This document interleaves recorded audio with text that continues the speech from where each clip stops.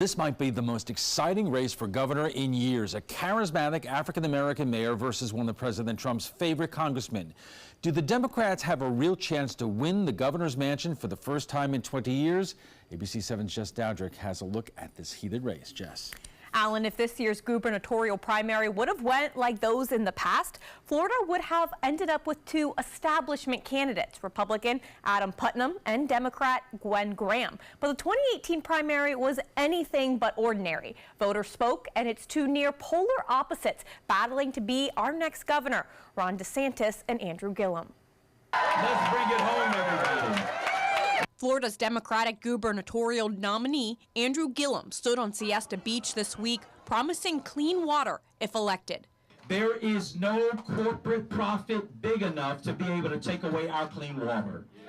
Right? There is no entity out there powerful enough to be able to contaminate our air and our water and our beaches, which all of us enjoy recreating in from time to time. Gillum winning the nomination thanks in part to the state's black voters who came out to the polls in record numbers to elect their first black major party nominee for Florida governor.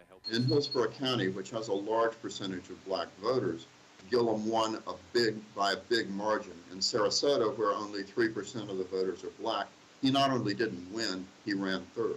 His Republican challenger, Ron DeSantis, winning his nomination in part thanks not only to President Donald Trump's endorsement, but also the president's visit to the Tampa Bay area.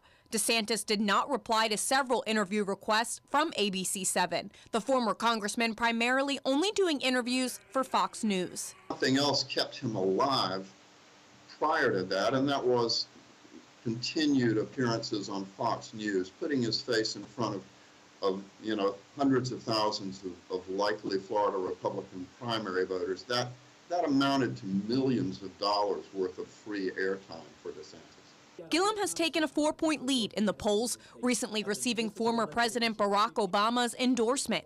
But really, this election could still go either way. Political correspondent for the Tampa Bay Times, William March, expects DeSantis to run millions of dollars in negative ads between now and November, and it's up to Gillum to survive the lead. They do make a difference. Everybody hates them, but politicians still use them for one reason: they work.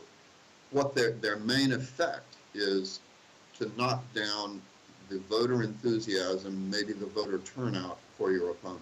The race may come down to a personality contest. Gillum is exciting, a charismatic speaker on the stump.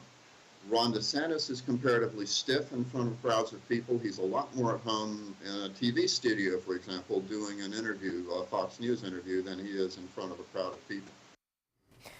Both candidates are young, 39 years old, which could play to the younger voters in the state. The last Democrat to be elected Florida's governor was back in 1990. Jess, thanks.